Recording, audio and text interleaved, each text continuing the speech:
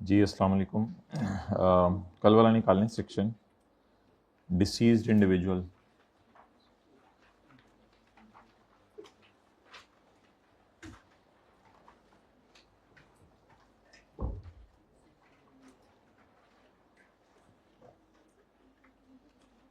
In this section, legal representative means a person.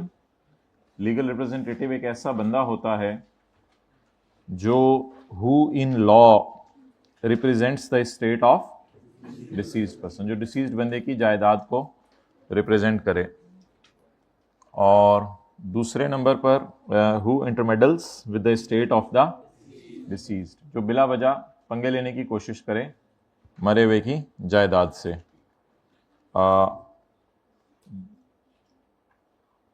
जो जल्दी कर लें जो भी करना है। फर्स्ट रो, ऑन होम, जिस पर जायदाद शिफ्ट हो रिप्रेजेंटेटिव के मरने पर। अगर रिप्रेजेंटेटिव के खिलाफ कोई केस चल पड़ा है तो रिप्रेजेंटेटिव के खिलाफ केस चल पड़ा, वो चलते चलते मर गया। अब रिप्रेजेंटेटिव के रिप्रेजेंटेटिव असल के रिप्रेजेंटेटिव होंगे। रिप्रेजेंटेटिव के रिप्रेजेंटेटिव असल के रिप्रेजेंटेटिव होंगे। ठीक है जी भाई, आप ब्लू शर्ट खड़े हो जाएं। हाँ जी, ये डेफिनेशन सुनाए लीगल रिप्रेजेंटेटिव की। लीगल रिप्रेजेंटेटिव की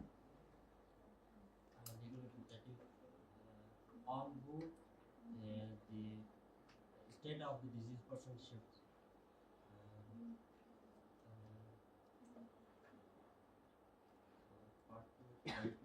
on whom the state devolves if the representative dies or if बैठ जाएं जी। हाइब्रिड में जो लास्ट में भाई बैठे हैं ब्लू शर्ट में, इनको माइक दें। लास्ट में बिल्कुल आपके साथ बैठे हुए हैं, इनको माइक दें जी। भाई लीगल रिप्रेजेंटेटिव की डेफिनेशन सुनाएं।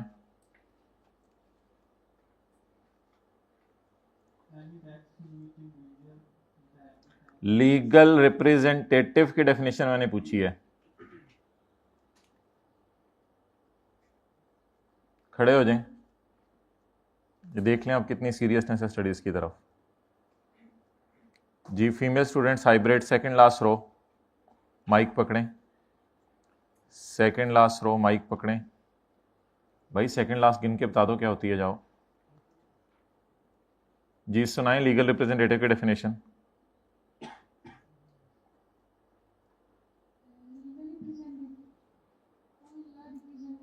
ठीक है, अगली रो में पकड़ा दें माइक।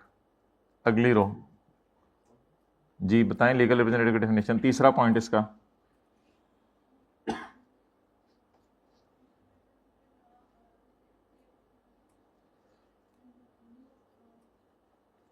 तीसरा पॉइंट पूछ रहा हूं मैं।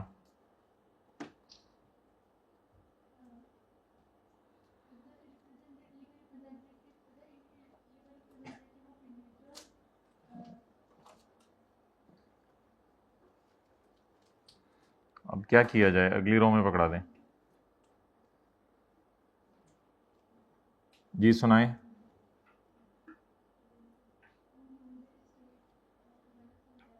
डेवलप नहीं, डिवॉल्व्स।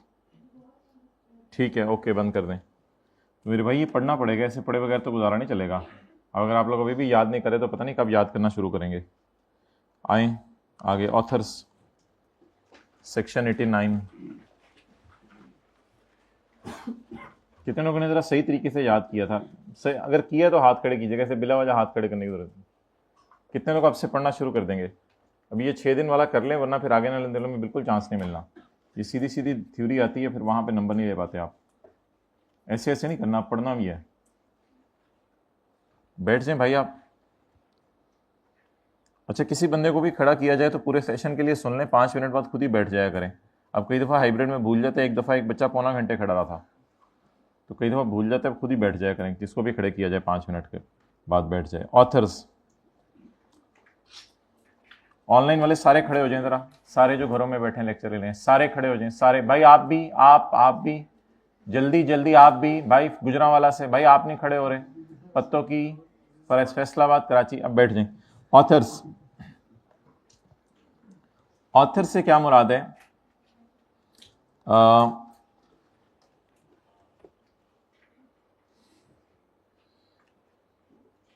where the time taken by an author of a literary or artistic work, author कोई लिटरेरी या आर्टिस्टिक वर्क कर रहा है और उसको टाइम लगे 24 महीने से ज्यादा, where the time taken by an author of a literary or artistic work to complete the work exceeds 24 महीने, the author may elect any lump sum amount received in a year as royalty for the work as having been received in that year and preceding 2 years in equal proportion.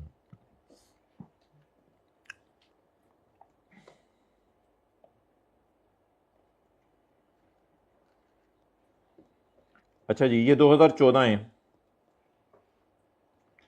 ये 2013 और ये 2012।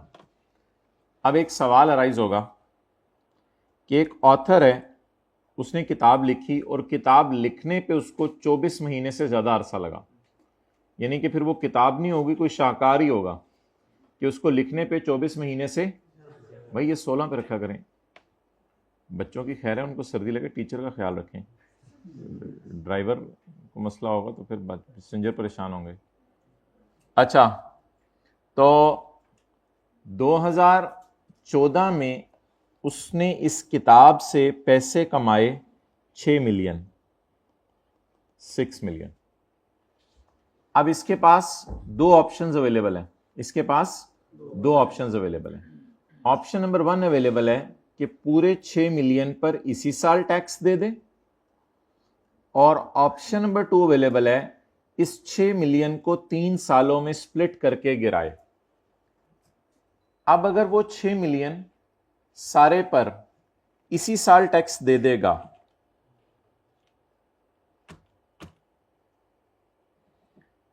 अब अगर वो 6 million सारे पर इसी साल टैक्स दे देगा तो इसका होगा क्या नुकसान? इसका नुकसान ये होगा कि 6 मिलियन किसी हायर सीरियल नंबर में गिरेगा। जब 6 मिलियन किसी हायर सीरियल नंबर में गिरेगा तो 6 मिलियन हायर सीरियल नंबर में गिरने की वजह से इसको टैक्स ज्यादा देना पड़ेगा। वो रेट है 45%। और अगर ये 6 मिलियन के तोते तोते कर दे, तोड़ के इसके 3 हिस्से कर दे, लॉ मेकर कह रहा है आप इसके 3 हिस्से करो, एक ये साल और पिछले 2 साल। अब अगर आप 6 मिलियन के तोड़ के 2 हिस्से कर दें तो फिर आ जाएगा 2 मिलियन, फिर कितना आ जाएगा 2 मिलियन। और 2 मिलियन किस सीरियल में गिरेगा? सीरियल 4 में गिरने की वजह से क्या होगा? Tax rate 30। आप बताएं 30% टैक्स देना हुकूमत को पसंद करेंगे या 45%? आप तो कुछ भी देने को नहीं मानते, आज 30% को मान गए हैं। थोड़ा थोड़ा भी तब्दीली आ नहीं रही, आ गई है। तो कितने % टैक्स देना पसंद करेंगे हुकूमत को? 30% इंस्टेड ऑफ। आम तौर पे लॉ में टैक्स देने की ऑप्शन अवेलेबल नहीं होती कि या ऐसे दे दो या वैसे दे दो, लेकिन ये जो सेक्शन हम पढ़े हैं इसमें लॉ मेकर ने आपको ऑप्शन दी है, या 6 मिलियन को इस साल इनकम में डाल दो जिससे आपका रेट आसमानों पर पहुंच जाएगा, क्योंकि आपने भी आसमान पर जाना है। ऑप्शन नंबर 1 ये है। और ऑप्शन नंबर 2 जो है वो मोहतरम ये है कि आप 6 मिलियन को 3 सालों में स्प्रेड करो। 6 मिलियन को कितने सालों में स्प्रेड करो? एक हमारा साल, एक उससे पिछला साल और एक उससे पिछला साल। तो 6 मिलियन को कितने सालों पर स्प्रेड कर दो? ऐसी सूरत में क्या होगा? ऐसी सूरत में ऑप्शन 2 होगी कि आप 6 मिलियन को हमारे साल 2 मिलियन इनकम में डालेंगे और पिछले साल 2 मिलियन इनकम में डालेंगे और उससे पिछले साल, तो आमतौर पे कौन सी ऑप्शन की तरफ टैक्स पेयर जाएगा?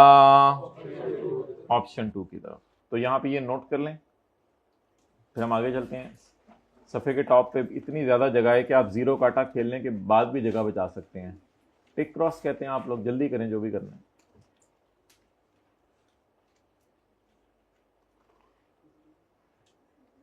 जी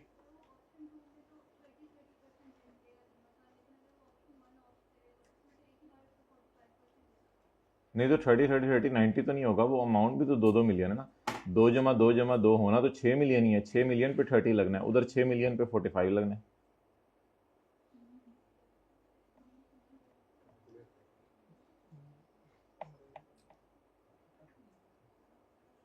थर्टी 90 तो नहीं हो जाना, वो तो हर 2 मिलियन पे 30 लगना है, तो 6 मिलियन पे 30 लगा। पहली ऑप्शन में 6 मिलियन पे 40,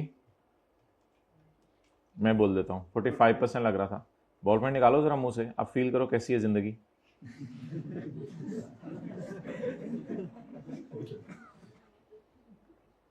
जी आ जाए हाइब्रिड में, लेट वेलकम। चलें जी, आप भी चले जाएं हाइब्रिड में। यार भाई को भेज दें उधर ही, जो पीछे देखा करें ना हाइब्रिड में, वो उसको उधर ही भेज दिया करें, या इधर आके पढ़ा लें। फिर आप लोग अगर उधर देखने को दिल चाहे, पता नहीं क्या, अपने काम से काम रखें, तो इधर उधर की ना बात कर।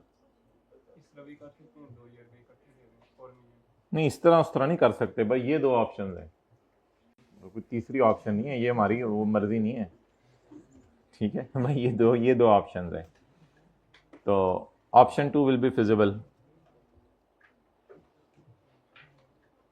ओके आगे चलें जी।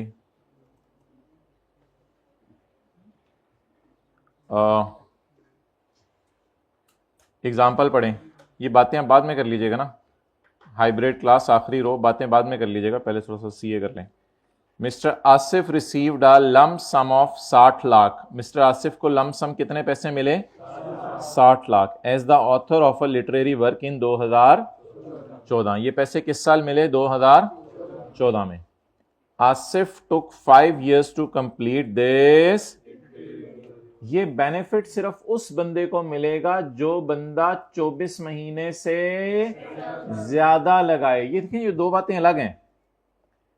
किताब कंप्लीट करने में कितना अरसा लगा हो? 24 महीने से, तो इनकम को कितने साल इनकम में डालेंगे? हमारे साल और इससे पिछले 2 साल। ये 2 बातें अलग अलग हैं। किताब कंप्लीट करने में अरसा 24 महीने से ज्यादा लगाओ, इसको तो माशाल्लाह 5 साल लग गए किताब कंप्लीट करने में। किताब कंप्लीट करने में 24 महीने से ज्यादा अरसा लगाओ, तो जो पैसे इनकम कमाएंगे आप, उसको इस साल और पिछले 2 साल इनकम में डालेंगे। Okay, how this amount will be taxed in his hands. उसके हाथों में इस अमाउंट पे कैसे टैक्स लगेगा? He can opt 2 million each to be taxed in 2012, 13 and पिछले 2 सालों में। पिछले 2 सालों में इनकम में डालना है। अब होगा ये कि आप एक सफ़ा लेंगे, उस पर लिखेंगे मैंने हुकूमत को बताएंगे मैंने 2014 में 2 मिलियन कमाया और इस 2 मिलियन पे टैक्स देंगे। फिर आप 2000 बातें कर लें, कौन कर रहा है? फिर आप 2013 का एक सफ़ा लेंगे और हुकूमत को कहेंगे 2013 में भी मैंने 2 मिलियन कमाया था। और फिर एक और सफ़ा लेंगे, उस पर लिखेंगे मैंने 2012 में भी 2 मिलियन कमाया था। और फिर ये 2 मिलियन 2 मिलियन 2 मिलियन वाले 3 अलग अलग सफ़े गवर्नमेंट को जाके जमा 2014 में ही कराएंगे, क्योंकि आज आप खड़े 2014 में है। और तीनों सालों का टैक्स तो इकट्ठे ही जमा कराएंगे 14 में खड़े होके, क्योंकि 12 और 13 में तो आपको पता ही नहीं था कि 14 में मैंने किताब से कितने पैसे कमाने हैं, क्योंकि 12 13 में तो अभी आप किताब लिख रहे थे। तो 13 12 13 14 का टैक्स 14 में देंगे, लेकिन रेट किस पे लगाएंगे? 2 मिलियन इंटू 30% वाला रेट।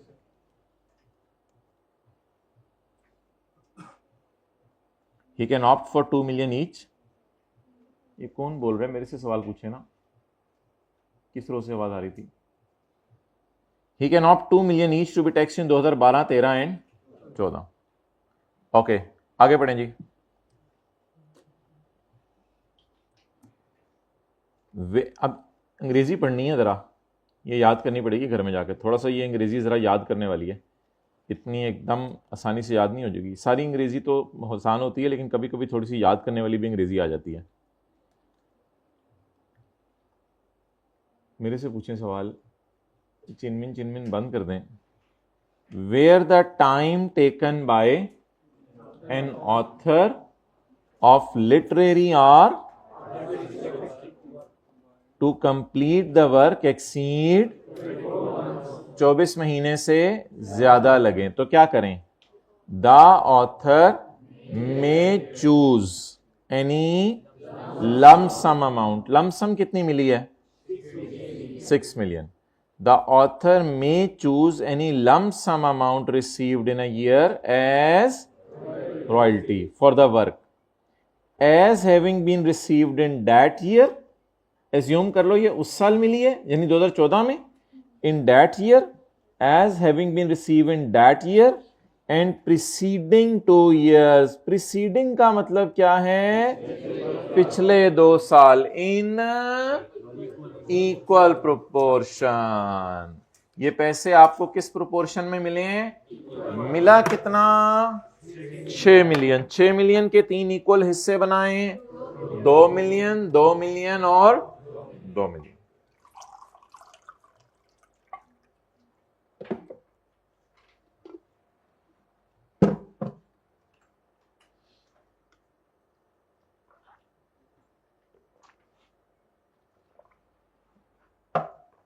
चलें जी आगे। एक दफा मैं आखिरी दफा पढ़ने लगा हूं। जहां टाइम लगे एक ऑथर को लिटरेरी या आर्टिस्टिक वर्क करने में, टू कंप्लीट द वर्क, काम मुकम्मल करने में, एक्सीड 24 महीने, 24 महीने से ज्यादा, तो ऑथर चूज कर सकता है 6 मिलियन को जो उसे रिसीव हुए हैं as royalty for the work as having been received in that year and preceding in equal proportion। देखें आप लोग बोलते हैं तो अगली पिछली रो वाले डिस्टर्ब होते हैं, इसलिए देखें खुद ही ख्याल रखना ना आपने। अच्छा,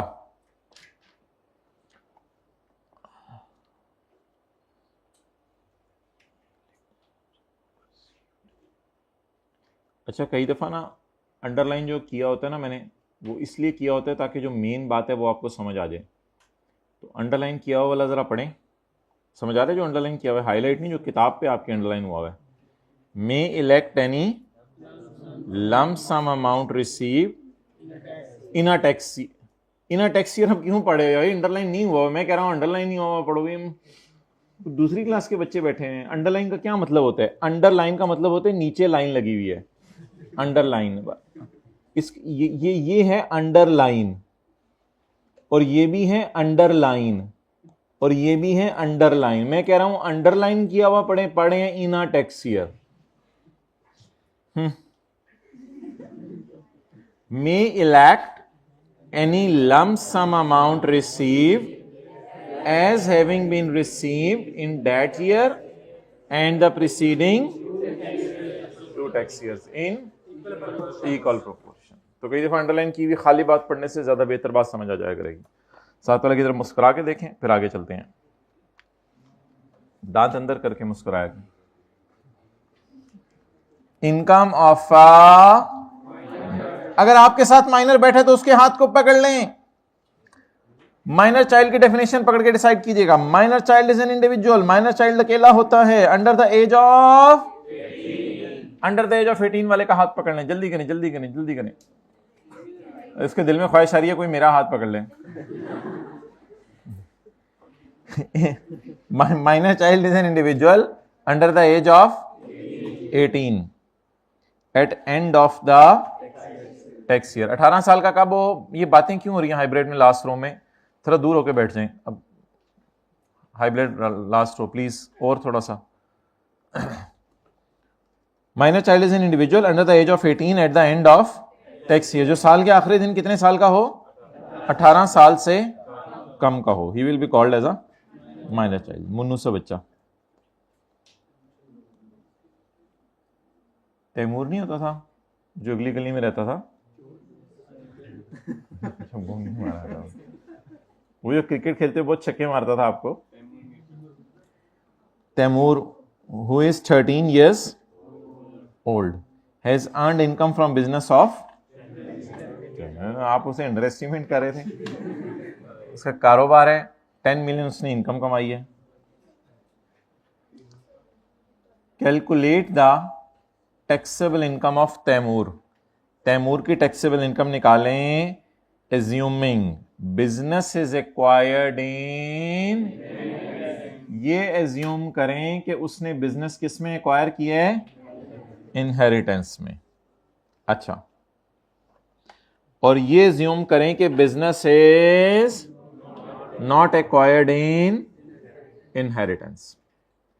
देखें, तैमूर के अगर अब्बू या अम्मी की डेथ हो जाए और अब्बू या अम्मी का कारोबार तैमूर को ट्रांसफर हो जाए, तो इसे मैं कहूंगा सिनेरियो नंबर ए।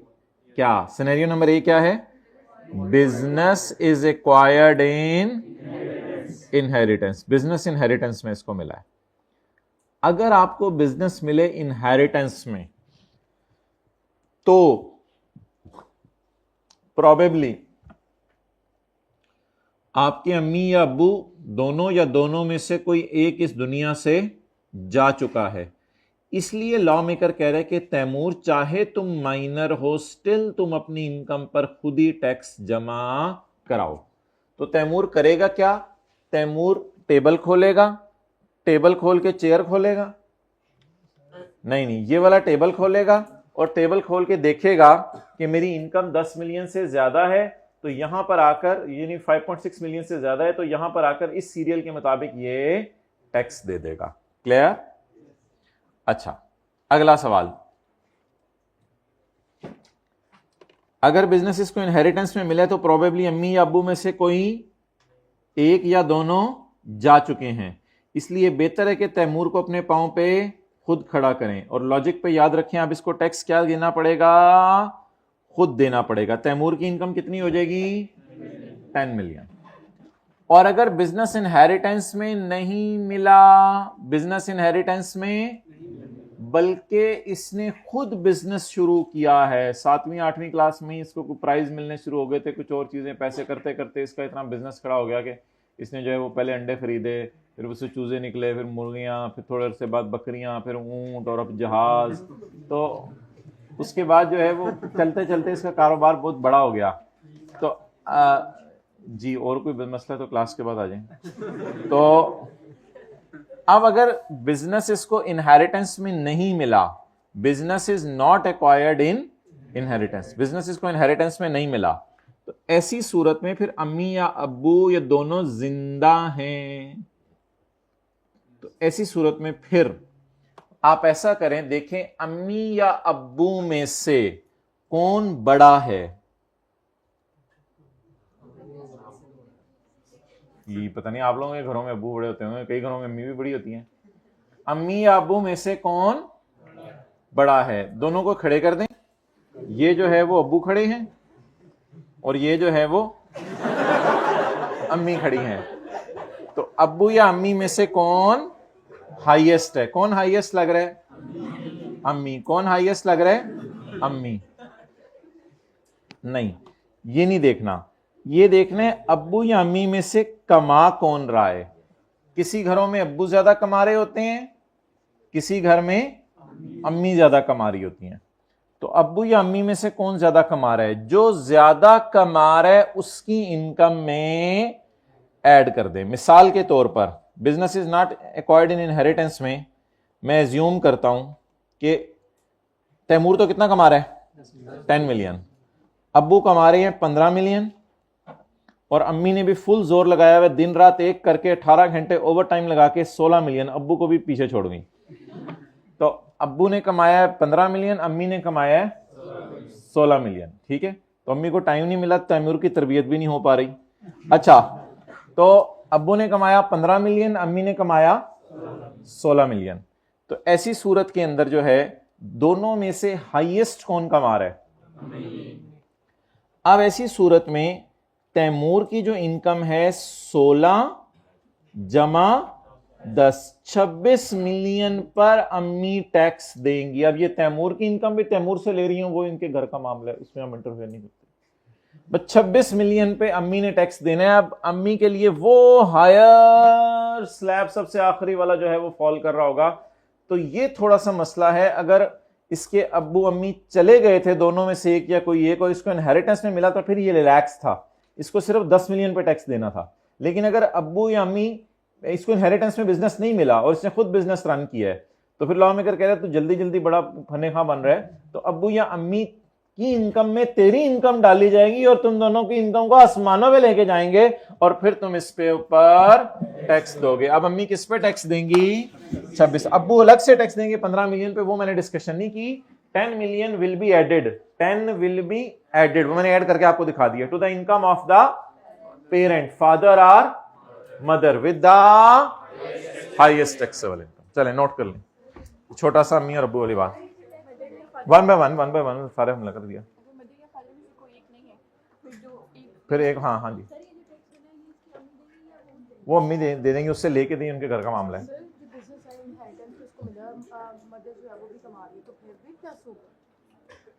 नहीं बस इनहेरिटेंस में मिला फिर नहीं होगा इनहेरिटेंस। हाँ जी, वो तो दोनों का इकट्ठा करके 26 वैसे ही क्रॉस कर गया ना 10। ये अगर उसको इनहेरिटेंस में बिजनेस नहीं मिला और अम्मी और अब्बू दोनों नहीं, फिर किस पे टैक्स देगा? मैं फिर खुद ही देखा, फिर है ही नहीं उसकी इनकी इनकम। यार अजीब से सवाल पूछ रहे।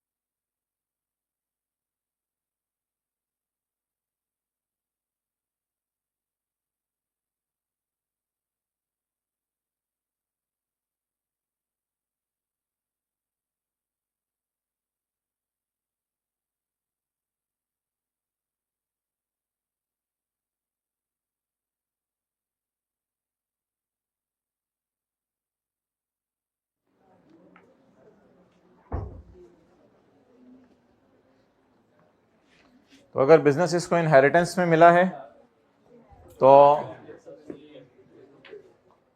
फिर ऐसी सूरत के अंदर क्या होगा? वो टैक्स पे करेगा 10 मिलियन पर, और सरचार्ज तो पे करेगा ही करेगा। वो तो पहले दिन ही पढ़ लिया था कि जिसकी भी इनकम 10 मिलियन से ज्यादा है उसने सरचार्ज पे करना है। 10 मिलियन से ज्यादा है, मेरे ख्याल से 10 मिलियन पे तो कोई सरचार्ज नहीं है। हाँ 10 मिलियन पे कोई नहीं है, 10 मिलियन से ज्यादा पे सरचार्ज है। और भाई अब ऐसे बिला वजह सवाल क्यों बना रहे हैं? खुद ही आप जवाब दे दें, आपके सवालों में ही जवाब है। आप एक भाई कह रहे हैं कि अम्मी भी 16 मिलियन कमा रही हैं, अब्बू भी 16 मिलियन कमा रहे हैं, आप जवाब दे दें आप लोग खुद ही, तो जिनों में से किसी एक के में ऐड कर दें, बस बात खत्म। कुछ सवाल होते हैं उनमें खुद ही जवाब होता है जी।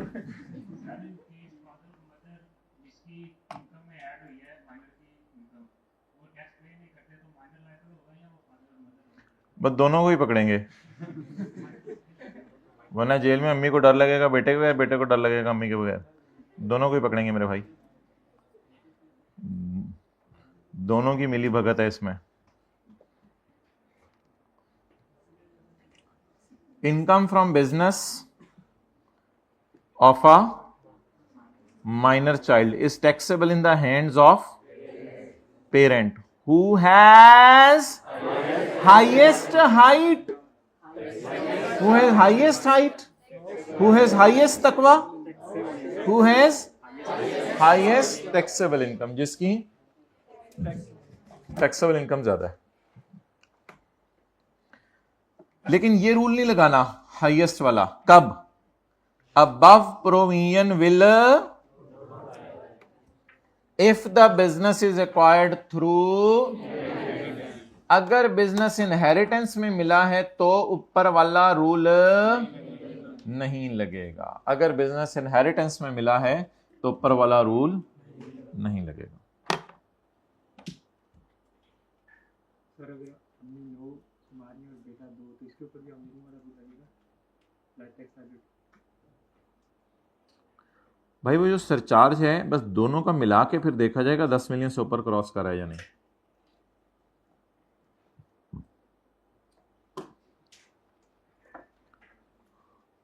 अपोर्शनमेंट ऑफ डिडक्शंस, खर्चों को अपोर्शन करना।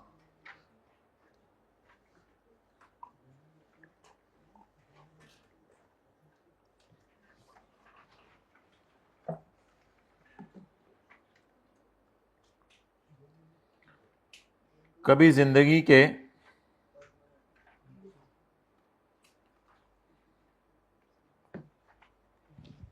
किसी मोड़ पर आपके साथ ऐसे हुआ कि आपने अपने खर्चों को अपोर्शन किया हो। कभी जिंदगी में किसी मोड़ पर आपका ऐसे हुआ कि आपने अपनी जिंदगी में खर्चों को क्या किया हो? अपोर्शन किया हो। जल्दी से सोच के बताएं।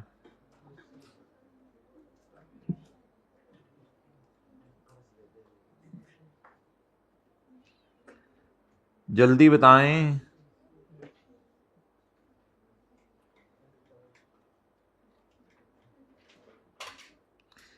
जी बिल्कुल, खाना खाने जाते हैं तो बिल को आप क्या कर लेते हैं? अपोर्शन कर लेते हैं। ये सारा आप ही दे देते हैं, अपोर्शन करते हैं ना। ये सारा दूसरे से निकलवाते हैं। दूसरे से निकलवाना तो पूर्वकार बंदे की वो अलामत नहीं है। जो पूर्वकार बंदा होता है वो दूसरों के जेबों से तो नहीं खाता। तो पूर्वकार जिंदगी गुजारें।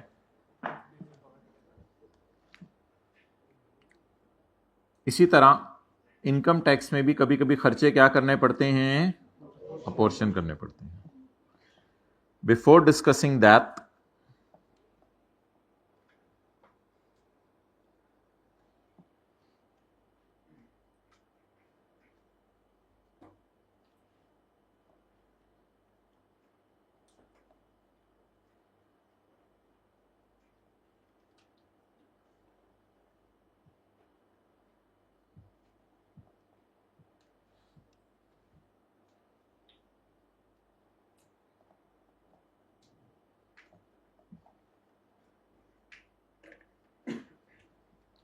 हमारी जो इनकम्स हैं वो 3 किस्म की हैं। एक हमारी इनकम्स है नॉर्मल टैक्स रिजीम। क्या है? नॉर्मल टैक्स रिजीम, जिसको टेबल 1 और 2 में हमने डिस्कस किया है। ये हमारी इनकम्स हैं salary, business, capital gain, other source, property, total income, ज़कात और टैक्सेबल इनकम। ये जो हमारी इनकम्स हैं 3 किस्म की हैं। ये स्काई ब्लू में मैंने मेन हेडिंग दी हुई है, आगे 4 किस्म की इनकम्स आगे लिखी हुई हैं। 4 किस्म की चलें कर लें। एक हमारी इनकम है सेपरेट ब्लॉक, जिसपे सेपरेट रेट लगने हैं, सेपरेट रेट लगने हैं। सेपरेट रेट का क्या मतलब है? इन पे टेबल 1 2 वाले रेट लगेंगे या कोई और रेट लगेंगे? कोई और रेट लगेंगे। तो एक इनकम है हमारी सेपरेट ब्लॉक। अच्छा, एक इनकम है हमारी प्रिजम्पटिव टैक्स रिजीम। एक इनकम क्या है हमारी? प्रिजम्पटिव। ये मैं नोट्स में भी आपको ढूंढ के दिखाऊंगा, शायद लिखा होगा वहां, आपको नोट नहीं फिर करना पड़ेगा। एक इनकम है हमारी presumptive tax regime. Presumptive tax regime का एक और आसान सा नाम है, मुश्किल सा नाम था प्रिजम्पटिव, आसान सा नाम है फाइनल टैक्स रिजीम। हम जो डिविडेंड कमाते हैं किसी कंपनी से, उस पे रेट आमतौर पे कितने % लगता है? 15%। डिविडेंड इंशाल्लाह मैं बताऊंगा क्या होता है, अभी आपके समझने के लिए। कंपनी ने साल के एंड पे जो प्रॉफिट बांटा, उसमें से जो आपको हिस्सा मिला, उसको क्या कहते हैं? डिविडेंड। इसी तरह कभी कभी बैंक से इंटरेस्ट इनकम कमाते हैं, तो वो भी क्या बन जाती है? Final tax regime. और कभी कभी आप चीजें एक्सपोर्ट करते हैं बाहर के मुल्क में, यानी कि चीजें बाहर के मुल्क में बेची, उसे भी क्या कहते हैं? Final tax regime. इन सब को फाइनल टैक्स रिजीम और सेपरेट ब्लॉक, इन सबको टेबल 1-2 में नहीं डाला जाएगा क्योंकि इसके लिए भी सेपरेट रेट है। सेपरेट ब्लॉक की मैंने कोई एग्जांपल नहीं दिया आपको, और इसके लिए भी सेपरेट रेट है।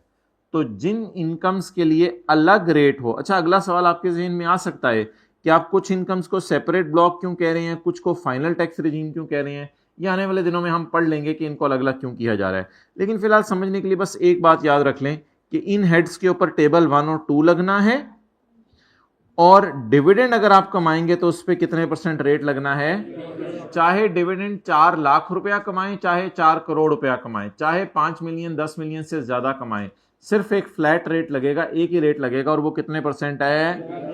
15%। तो एक इनकम्स ये हैं जो टेबल 1-2 में फॉल करती हैं, एक इनकम वो हैं जिन पे अलग रेट हैं, और कुछ एग्जेम्प्ट इनकम है, जैसे मैंने आपको एक मिसाल दी थी एग्रीकल्चर, यानी इस पे आपने पाकिस्तान में टैक्स जमा ही नहीं करवाना। ओके, अब सवाल मोहतरम ये राइज होगा, ये देखिए शायद बुक में कहीं अवेलेबल है, ये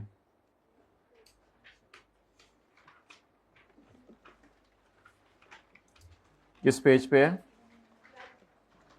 पेज नंबर 12।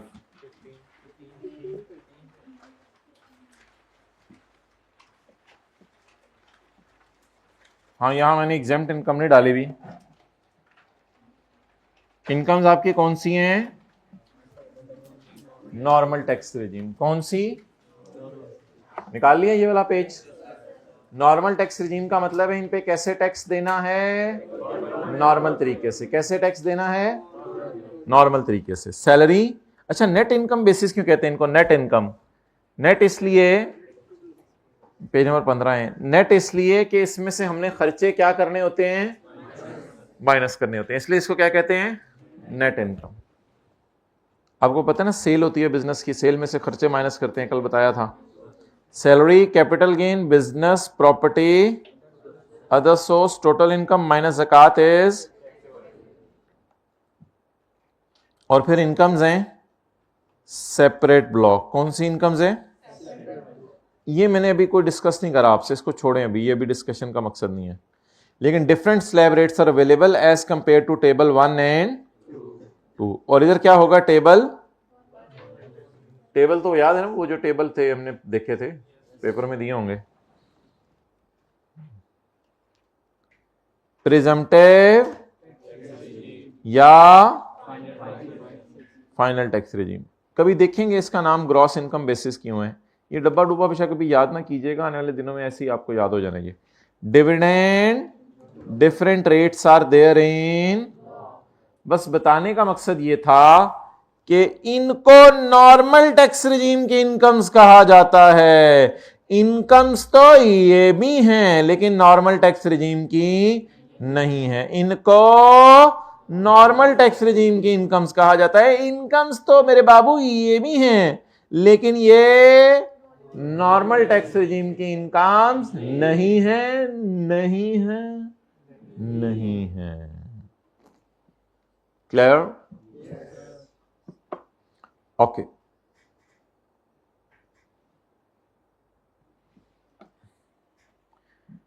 चलो चलिए आगे।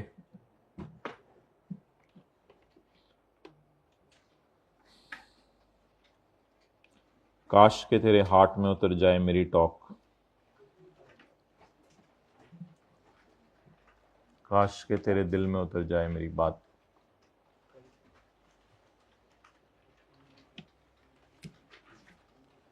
कितने लोगों ने कल 1 घंटा मोबाइल इस्तेमाल किया? 1 घंटा, उफ तौबा तौबा, जालिम लोग। हाइब्रिड हाथ खड़ा करें। एक घंटा, एक सीए के साथ ये हो सकता है कि कोई बंदा 1 घंटा मोबाइल इस्तेमाल करे हो?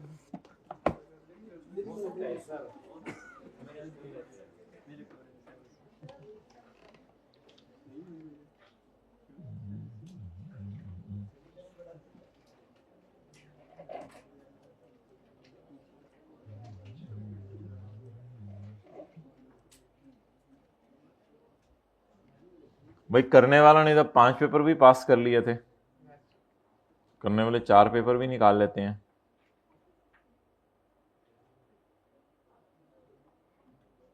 बस कहते हैं हम सब कुछ छोड़ देते हैं क्योंकि हमारे सामने बड़ा हदफ होता है।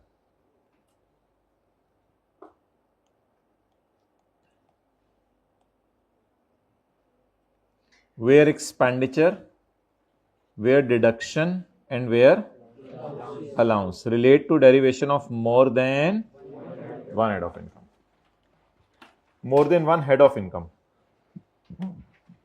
अच्छा, हेड्स ऑफ इनकम ना इनको कहा जाता है, जो हमने पढ़े थे ना, head salary, business, capital gain, property, other source, चपेड़, सॉरी, इनको क्या कहा जाता है बोले? Heads of income. बातें कर लें फिर मैं अगला पॉइंट पढ़ाता हूं। अच्छा, एक साहब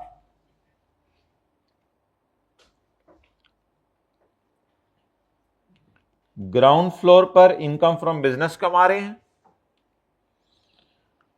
और फर्स्ट फ्लोर पर इनकम फ्रॉम प्रॉपर्टी कमा रहे हैं। यानी ग्राउंड फ्लोर पर इनकी दुकान है जहां पे ये बोतलें बिस्किट बेचते हैं और फर्स्ट फ्लोर को इन्होंने किराए पर दिया हुआ है और खुद छत पे सोते हैं मंजी डा के।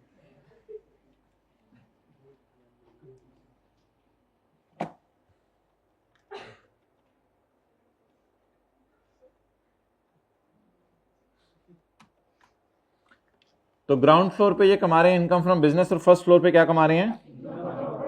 Income of property. ये है scenario number A.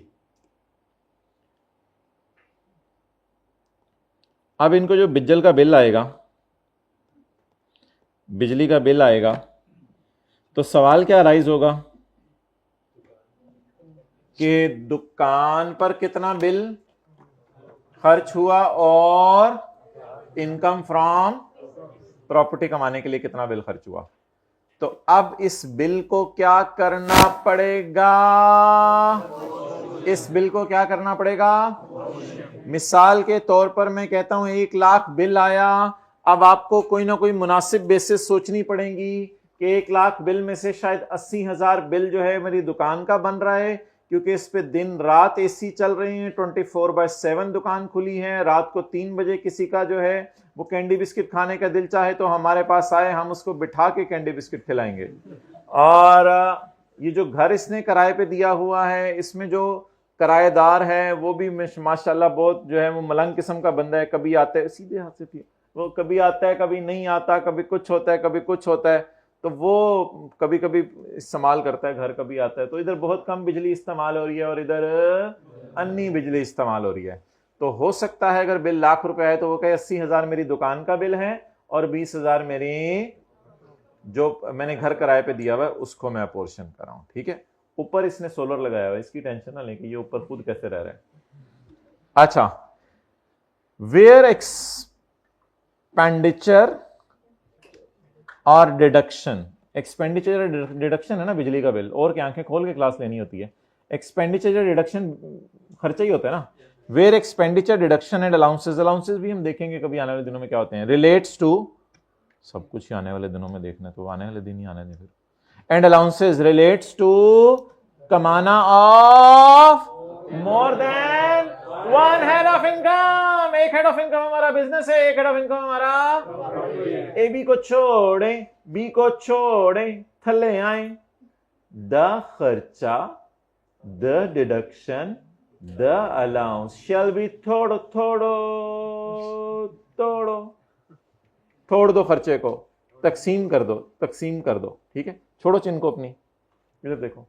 Shall be अपोर्शन्ड on any मुनासिब बेसिस, on any मुनासिब बेसिस, देखते हुए nature and size of activity. Nature of activity ऐसी है कि इस पे एसी ही एसी जलते रहते हैं और यहां इसको पंखा भी मिन्नतें करके लगा के दिया हुआ है। तो नेचर के ऊपर डिपेंड करेगा कितना खर्चा किसको आप अपोर्शन करेंगे। तो क्या यहां आपको जरूरत महसूस होगी बिजली का बिल अपोर्शन करने की? बोलें हाँ। जी बोलते हैं बड़ों। अगर वो बड़े कह भी दें हाँ बोलो तो क्या बोलें? जी। और अगर बड़े कह भी दें बेटा मैं जूता अपना खुद ही ले आता हूं, तो उनको क्या कहने? जी अच्छा जाएं। अबू पूछते हैं बेटा ऐनक किधर है? अबू वो दूसरे कमरे में देखी थी मैंने।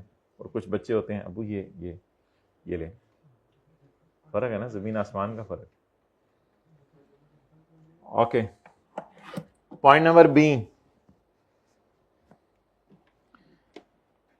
ए बी को छोड़ें जरा, ए हो गया, बी की तरफ आए।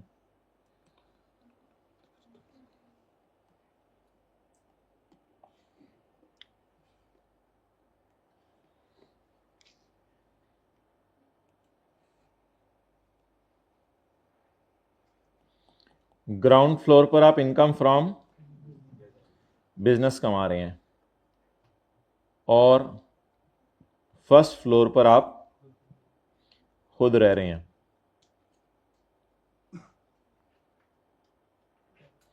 ये आपके बच्चे,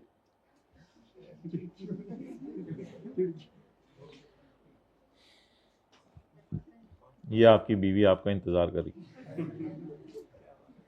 और आप इधर बैठे हुए थे। अच्छा, अब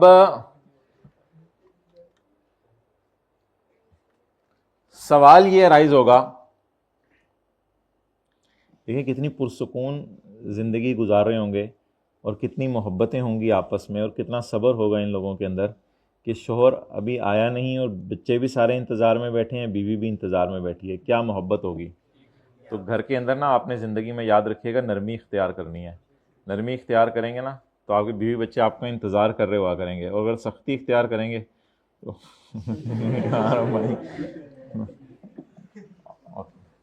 ठीक है, क्योंकि अल्लाह के नबी फरमा रहे जिसको नरमी मिल गई उसको सारी खैर मिल गई, और जो नरमी से महरूम रह गया गोया सारी खैर से महरूम रह गया। सल्लल्लाहु अलैहि वसल्लम। गुस्सा तो नहीं करते आप? कर लेते हैं। चलें कभी देखूंगा आपको आते जाते थोड़ा सा छेड़ के कि गुस्सा करते हैं या नहीं। Point number B,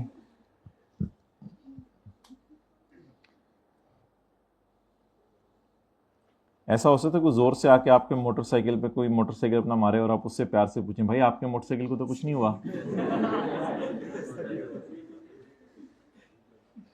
point number B, जैसे ये तो नहीं कहेंगे उतर जरा मोटरसाइकिल से एकदम भाई हो सकता है वो पता नहीं अपनी बेचारा किस धुन में जा रहा हो, क्या सोच रहा हो, क्या उसका रिजल्ट आया हो पीआरसी का। तो अगले को एक दफा पूछ तो लिया करें ना उसकी बेचारे की कंडीशन क्या चल रही है, फौरन उस पर चढ़ाई कर देते हैं आप, तो माइंड ही उसका उधर नहीं था।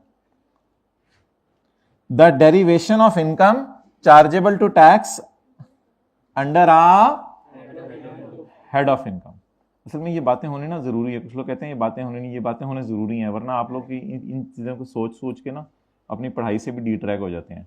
कई दफ़ा पता नहीं कोई चीज़ हो रही होती है, आप कहते हैं ज़िंदगी क्या क्या कर रही है मेरे साथ। इस तरह की चीज़ें सोचा ना करें, इग्नोर कर दिया करें। The derivation of income chargeable to tax under a head of income. आप किसी हेड ऑफ इनकम में इनकम कमा रहे हैं एंड सम और किसी और मकसद के लिए भी बिजली इस्तेमाल कर रहे हैं। आप बता दें कोई और मकसद इधर क्या है आपका जिसकी मैं मिसाल लिख सकता हूं? घर। और इधर आप क्या कमा रहे हैं? ये कौन सी मिसाल हो गई, ए बी या बी? अब अगला पॉइंट कौन सा हम करने लगे हैं? अच्छा, अब जरा पढ़े, आंखें खोल के क्लास लेनी है, बस ये आपका ऑब्जेक्टिव है आज का। जब कोई खर्चा रिलेट करे इनकम कमाने से किसी हेड ऑफ इनकम की और किसी और मकसद के लिए, तो द खर्चा द डिडक्शन शेल बी तोड़ो ऑन एनी मुनासिब basis considering the nature and size of activity. अच्छा, अब मोहतरम यहां खर्चा क्यों पोर्शन करना पड़ता है? मिसाल के तौर पे मैं कहता हूं बिजली का बिल आया 50,000। आंखें खोल के क्लास लेनी है। बिजली का बिल क्या आया? 50,000। और आपकी दुकान की सेल है 2 लाख, क्या आप 2 लाख की सेल में से, इनको जरा इधर मुतवज्जे कर दें, इधर देखिए, आपका बिजली का बिल आया 50,000 और आपकी दुकान की सेल है 2 लाख, क्या आप दुकान की सेल में से पूरा 50,000 का खर्चा माइनस कर सकते हैं या नहीं कर सकते? नहीं, कभी भी नहीं टैक्स वाले आपको करने देंगे। वो कहेंगे ये 50,000 पूरे बिल्डिंग का बिल है, जिसमें तुम्हारे घर का बिल भी शामिल है और तुम्हारी, और अगर तुमने ये 50,000 कर लिया तो तुम्हारी इनकम 1.5 लाख होगी, तुम्हारी इनकम कम हो जाएगी, हमारे पास टैक्स कम जाएगा। तो इसलिए टैक्स वाले कहेंगे 50,000 को तोड़ो तोड़ो, इन दोनों में तोड़ो, यही कहेंगे ना। अब हो सकता है वो कहें 35,000 पे आपकी दुकान का बिल है और 15,000 पे आपके घर का बिल है, तो फिर 35,000 को आप यहां माइनस कर सकेंगे। तो अब पोर्शन कैसे करना है, इसमें इंशाल्लाह हम न्यूमेरिकल करेंगे, कीप वॉचिंग, इसमें इंशाल्लाह हम न्यूमेरिकल करेंगे पोर्शन कैसे करना है। लेकिन मेरा सवाल इस वक्त यह है कि आपको इस चीज का एहसास दिलाया जाए जो आपको एहसास नहीं है, बिल्कुल कोई एहसास नहीं है आपको, इस चीज का आपको एहसास दिलाया जाए कि खर्चे पोर्शन करने की जरूरत इस सिनेरियो में भी है। क्यों है? ताकि सिर्फ उतना खर्चा माइनस करें जितनी बिजली कहां इस्तेमाल हुई, दुकान पर। ओके, इस तरह लिखते हैं दुकान, ये तो 2 कान है। अच्छा, कुछ जगह लिखा होता है सुबह का नाश्ता, दोपहर का भी नाश्ता होता है, इतना काफी नहीं है? चलें, पॉइंट ए बी, मैंने आपको थोड़ी देर पहले बताया एक्सपोर्ट सेल भी एक फाइनल टैक्स रिजीम की इनकम है, एक्सपोर्ट सेल पे भी अलग रेट है। अगर आप चीजें एक्सपोर्ट करते हैं तो हुकूमत आपसे खुश होती है कि आपने कोई ऐसी चीज बना दी जो जर्मनी वाले पसंद कर रहे हैं, जो हॉलैंड वाले पसंद कर रहे हैं, ठीक है, और वो वहां से ऑर्डर आपको भेज रहे हैं, भाईजान हमारे पास भेज दो, ये आपने सुजुकी मेहरान बनाई है, ये जर्मनी की सड़कों पे चलेगी। तो अब आप एक वक्त में 2 कारोबार कर रहे हैं, मिसाल के तौर पर, चलिए 2 कारोबार छोड़ें, एक आप ग्राउंड फ्लोर पे इनकम फ्रॉम प्रॉपर्टी कमा रहे हैं और फर्स्ट फ्लोर के ऊपर आप इनकम फ्रॉम बिजनेस कमा रहे हैं जो कि एक्सपोर्ट है। अच्छा, ये याद रखिएगा नॉर्मल टैक्स रिजीम नहीं है, इस पे टेबल 1 और 2 वाले रेट नहीं लगेंगे, डेट इज अगेन बिजली का बिल आवेगा तो आपको उसे क्या करना पड़ेगा, प्रोपोर्शन करना पड़ेगा। नोट कर लें।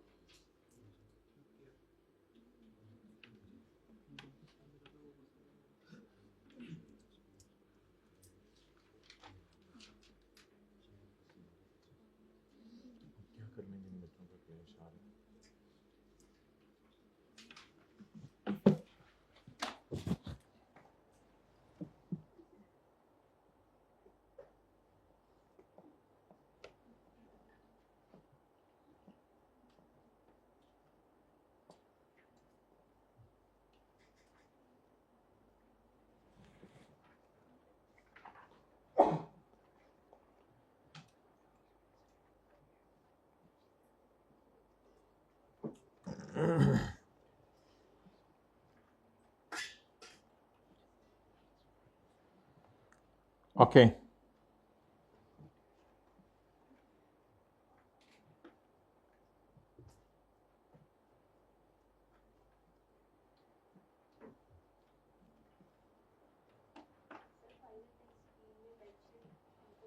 फाइनल टैक्स रिजीम में बस वेट करते रहें, वे आ जाएंगे जो आएंगे। अच्छा, अब मोहतरम अगला सवाल,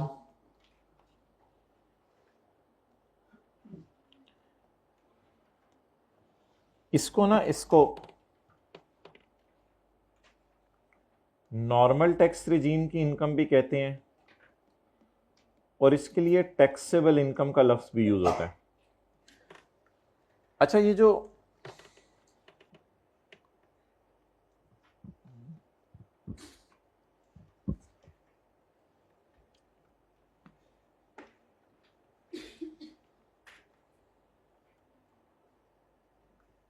इनकम्स हैं, ये टैक्सेबल इनकम्स तो ये भी हैं,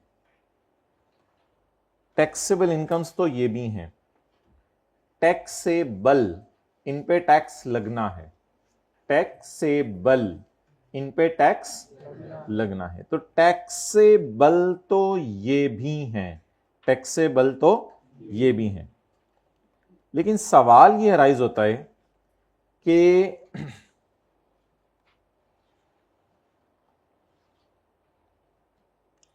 टैक्सेबल का लफ्ज लॉ मेकर ने सिर्फ इनके लिए रखा है, इन सबको इनकम्स तो कहा जा सकता है, लेकिन जो टैक्सेबल इनकम का लफ्ज हम यूज किया करेंगे वो सिर्फ नॉर्मल टैक्स रिजीम वालों के लिए यूज किया करेंगे। जो नॉर्मल टैक्स रिजीम वाली हैं उनमें खासियत क्या है? उनमें खासियत यह है कि इन पे टेबल 1 एंड 2 लगता है और इनको टैक्सेबल इनकम वाली इनकम्स भी कहा जाता है और नॉर्मल टैक्स रिजीम वाली इनकम्स भी कहा जाता है। ये सारी टैक्सेबल तो हैं, लेकिन हम इनको इनकम्स कहा करेंगे, टैक्सेबल इनकम्स नहीं कहा करेंगे। इसलिए ये जो इनकम फ्रॉम प्रॉपर्टी है, ये देखें, ये एनटीआर में आ रही है और ये क्या है? Taxable income.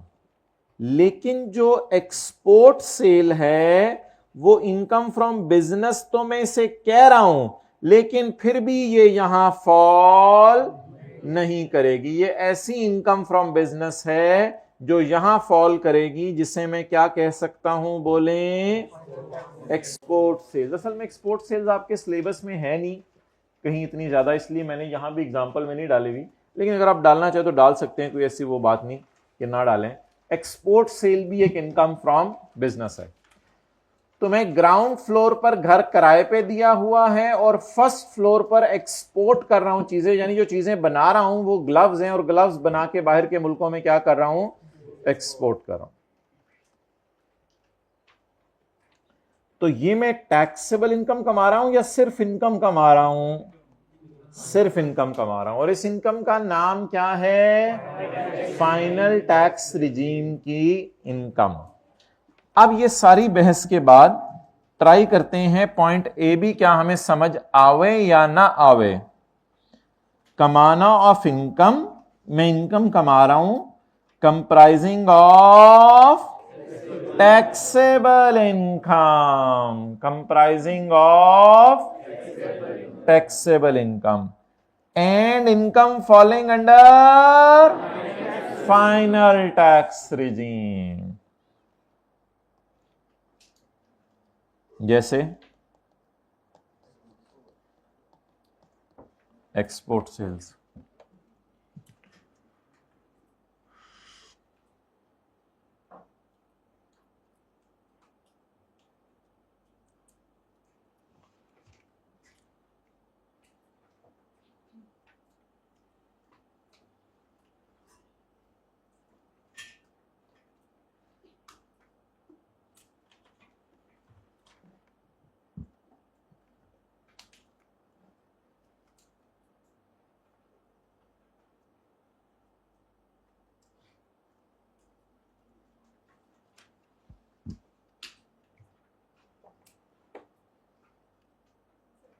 जी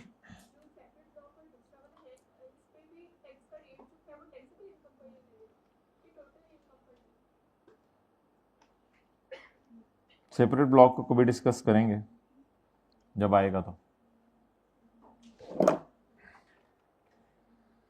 सेपरेट ब्लॉक की आपको मिसालें भी बताई जाएंगी और इसके न्यूमेरिकल्स भी करवाए जाएंगे। ओके, एक्सपोर्ट सेल्स हमारे सिलेबस में नहीं है, बस जिस हद तक मैंने बता दी उसी हद तक बस है। इस पे क्या रेट है ये आप सीए फाइनल में पढ़ेंगे जाके। अच्छा, अब 3 सिनेरियोज हैं जहां खर्चों को क्या करना पड़ सकता है, अपोर्शन करना पड़ सकता है। देयर आर 3 इंडिपेंडेंट सिनेरियोज जहां खर्चों को क्या करना पड़ सकता है, अपोर्शन करना पड़ सकता है। पहला, एक से ज्यादा हेड ऑफ इनकम में आप इनकम कमाएं, एक से ज्यादा। अच्छा याद रखिएगा, हेड ऑफ इनकम के लफ्ज सिर्फ इन्हीं के लिए यूज होंगे, ये बात जरा याद रखिएगा। हेड ऑफ इनकम के लफ्ज सिर्फ इन्हीं के लिए यूज होंगे। एक से ज्यादा हेड ऑफ इनकम में आप इनकम कमाएं। जैसे मैंने पहली मिसाल दी थी कि आप ग्राउंड फ्लोर पे इनकम फ्रॉम और फर्स्ट फ्लोर पर इनकम फ्रॉम प्रॉपर्टी कमा रहे हैं।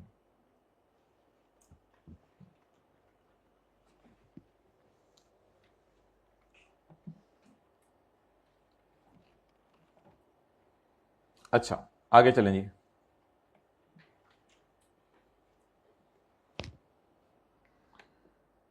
वेयर खर्चा एक डिडक्शन, ऊपर से मिला के आप, वेयर खर्चा deduction and allowance relate to common of more than one head of income का मतलब है कि इसी के अंदर आप रह रहे हैं, इधर या इधर नहीं आ रहे। तो एक से ज्यादा हेड ऑफ इनकम में आप इनकम कमा रहे हैं, जैसे कि घर किराए पे दिया हुआ है या बिजनेस कर रहे हैं। तो the derivation of more than one head of income, तो द खर्चा शैल बी अपोर्शनड ऑन एनी मुनासिब basis considering the nature and size of activities. Okay next, इसके बाद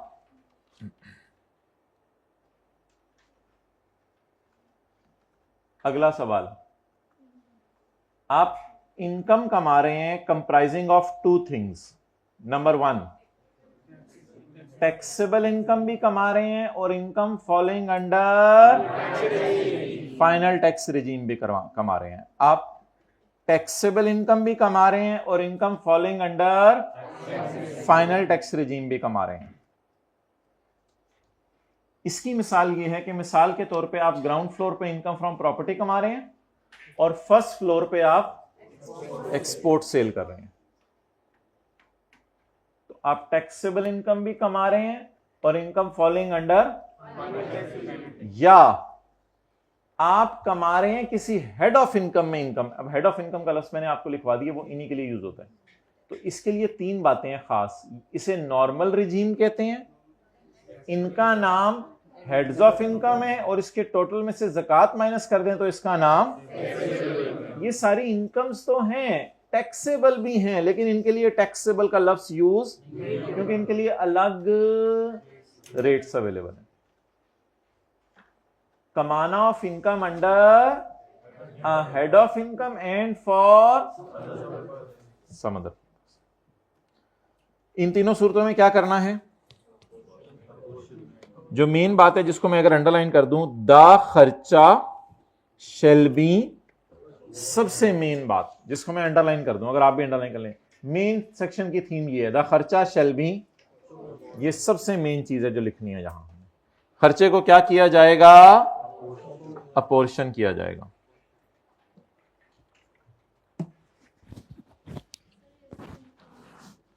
भाई एसी का टेम्परेचर ज्यादा कर दें।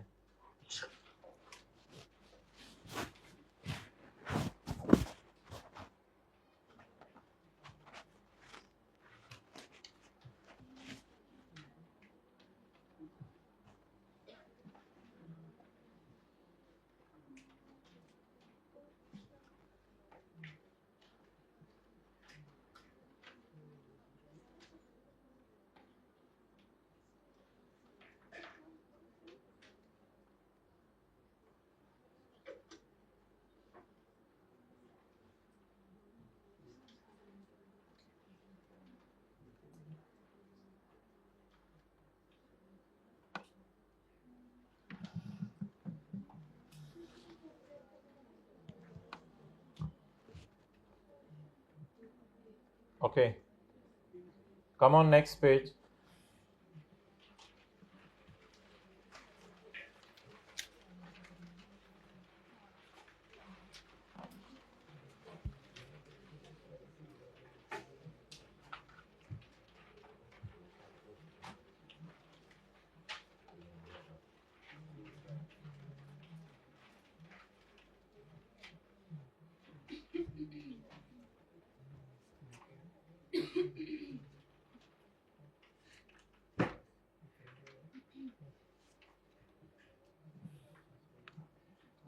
Riyaz Chaudhary is a resident person and has disclosed the following.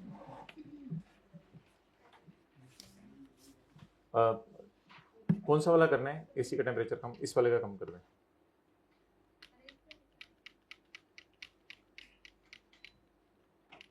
नहीं, वो टेम्परेचर ज्यादा करना है, सर्दी लग रही है। बस ठीक है, उसका भी कर दें। रिकॉर्डिंग पॉज करें, सोचते हैं कुछ अब। अच्छा,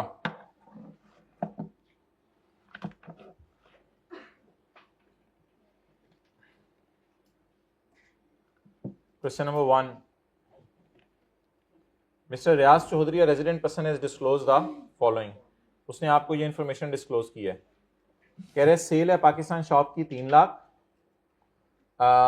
और पाकिस्तान की दुकान के खर्चे हैं 10,000। कनाडा की दुकान की सेल है 70,000 और कनाडा की दुकान के खर्चे हैं 7,000। Advertisement expenditure incurred on a TV channel. Advertisement expenditure incur हो रहे टीवी चैनल पर, seen on both places is 5,000। इनको उठा दें जरा जी, इज 5,000। एडवर्टाइजमेंट हो रही है टीवी के ऊपर 5,000 की। अब सवाल ये है कि जो टीवी चैनल है क्या वो पाकिस्तान में देखा जा रहा होगा? हमारी दुकान जो चल रही है पाकिस्तान में चल रही है, कनाडा में चल रही है, तो क्या पाकिस्तान में देखा जा रहा होगा वो टीवी चैनल या कनाडा में भी देखा जा रहा होगा? कनाडा में भी देखा जाए तो एक ही चैनल दोनों मुल्कों में देखा जा रहा होगा। अब बता दें, क्या इस 5,000 के खर्चे को मैं जिस वक्त अपना प्रॉफिट एंड लॉस बनाऊं तो क्या 5,000 के खर्चे को फिर दोनों जगह माइनस कर दूं? क्यों? क्या करना पड़ेगा? क्यों 5,000 को दोनों जगह? तो ये आवाज नहीं आ रही होगी फिर आप जितनी देर से मैं बोल रहा हूं। चलें, कोई मसला नहीं, दोबारा बोल लेते हैं। हाइब्रिड में आ रही थी आवाज? अच्छा, शुक्रिया। तो सवाल यह है कि मेरे बिजनेस की सेल हो रही है 3 लाख और 7 लाख पाकिस्तान में और कनाडा में, और मैं वहां मुलाजमीन को तनख्वाहें पे कर रहा हूं 10,000 और 7,000। ये पाकिस्तान में मैंने तनख्वाहें पे की हैं रशीद को और अंजुम को, और ये कनाडा में मैंने तनख्वाहें पे की हैं सिम्सन को और जॉन को। तो पाकिस्तान की दुकान की तनख्वाहें अलग आ रही हैं, कनाडा की दुकान की तनख्वाहें अलग आ रही हैं। लेकिन एक मसला यह है कि मेरा एक टीवी चैनल है जिसके ऊपर मैंने इश्तिहार चलाया 5,000 रुपये दे के, और ये इश्तिहार दोनों मुल्कों में देखा जा रहा है। अब मैं ये कह रहा था कि मैं ये 5,000 खर्चा दोनों जगह माइनस नहीं कर सकता। मैं ये 5,000 का खर्चा दोनों जगह माइनस नहीं कर सकता। ये 5,000 का खर्चा दोनों जगह माइनस नहीं कर सकता। द रीजन इज कि ये जो 5,000 का खर्चा है ये दोनों जगह अगर मैं माइनस कर दूं तो 10,000 खर्चा तो मेरा है नहीं, तो मुझे 5,000 को दोनों में क्या करना पड़ेगा? तकसीम। अब 5,000 को आधा आधा करके भी मुनासिब नहीं है कि 2,500 इधर कर दूं 2,500 इधर कर दूं। उससे अजीब सी बात होगी कि जहां सेल ज्यादा हो रही है वहां भी 2,500 का खर्चा, जहां सेल कम हो रही है वहां भी। तो क्या मुनासिब बेसिस है? जल्दी बताएं। लिखा होता रीजनेबल बेसिस कर लें। क्या मुनासिब बेसिस हैं? जहां सेल ज्यादा हो वहां ज्यादा खर्चा एलोकेट कर दें, जहां सेल कम हो वहां। इसके लिए क्या इस्तेमाल करना पड़ेगा? कैलकुलेटर इस्तेमाल करना पड़ेगा, और खर्चों को क्या करना पड़ेगा? अपोर्शन करना पड़ेगा। ट्राई करते हैं, जरा आसान सी कैलकुलेशन है।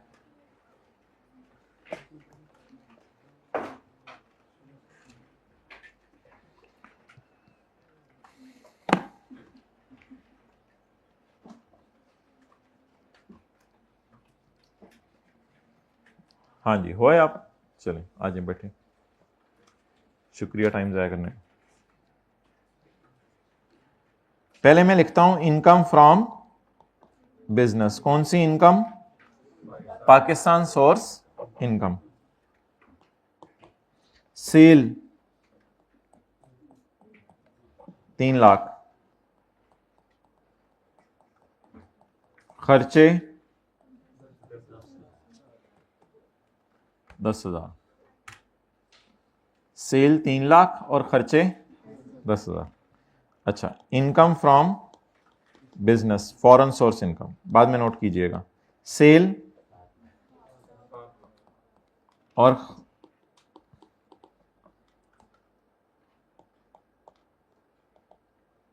सैलरीज,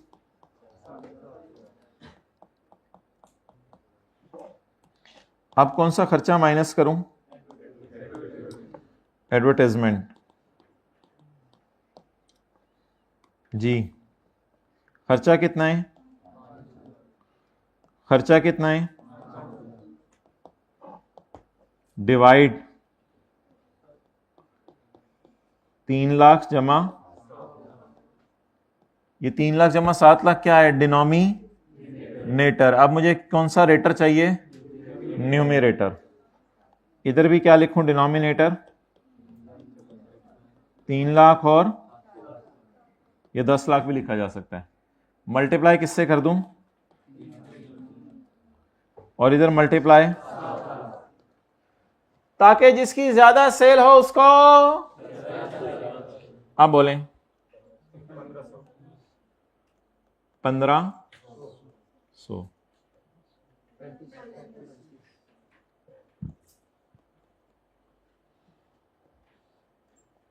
जी, 2855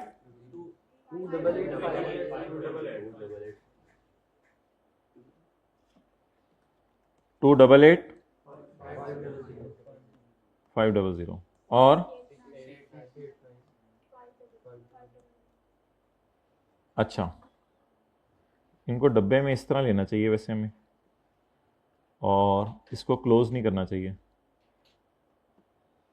फिर दूसरा इसको डब्बे में लेना चाहिए और इन दोनों को जमा करना चाहिए। 97800। करें जी नोट।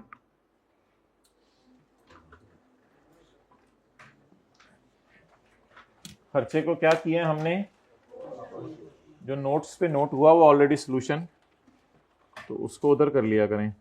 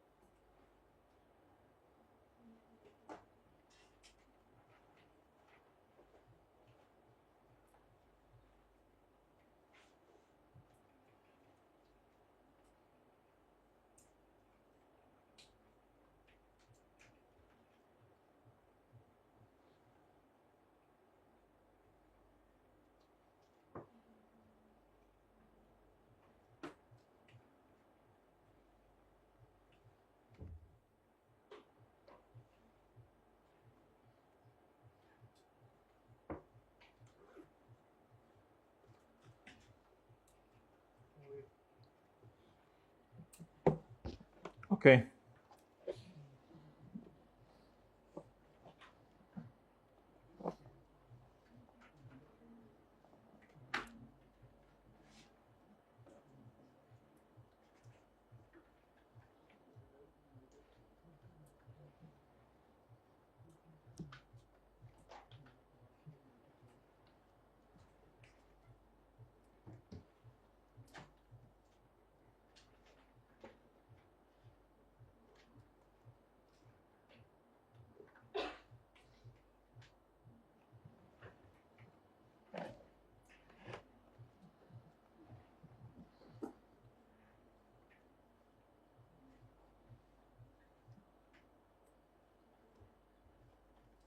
अच्छा, अब सवाल यह है कि मैंने पाकिस्तान की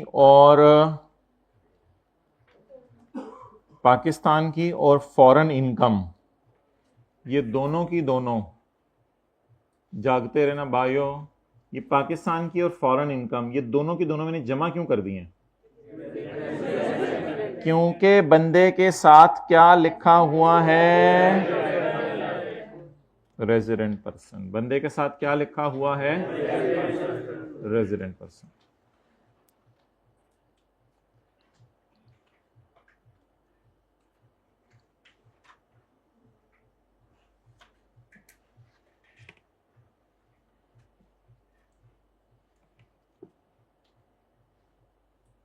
अच्छा, अगर ये नॉन रेजिडेंट होता, जो बंदा नॉन रेजिडेंट है वो पाकिस्तान में स्टे 183 डेज से कम है, तो assume all the data is same in question 1 except that Riyaz Chaudhary is अब सिर्फ कौन सी इनकम पे टैक्स देगा? सिर्फ कौन सी इनकम पे? तो फिर इसकी कौन सी इनकम टैक्सेबल होगी? सिर्फ 288,500। क्लियर? अच्छा, अब आ जाएं पास्ट पेपर्स में।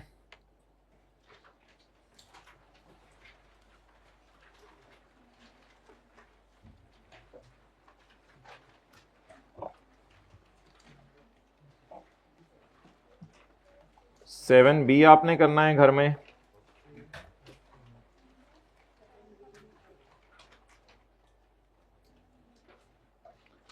क्वेश्चन 8 करना है। दोबारा नहीं लिखना, जो भी मैं कह रहा हूं अभी साथ साथ लिख लें, बाद में मेरे से ना पूछिएगा, 3:30 ना रहना। क्वेश्चन 10A करना है।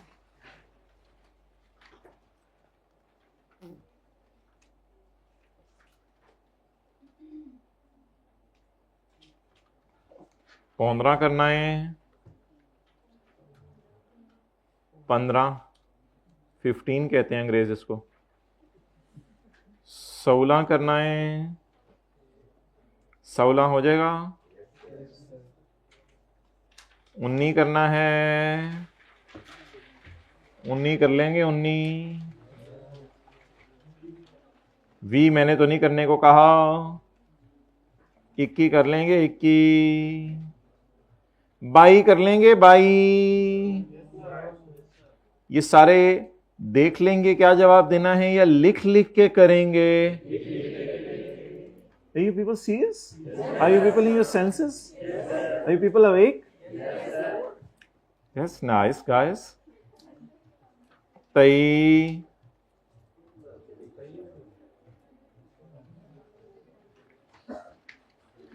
27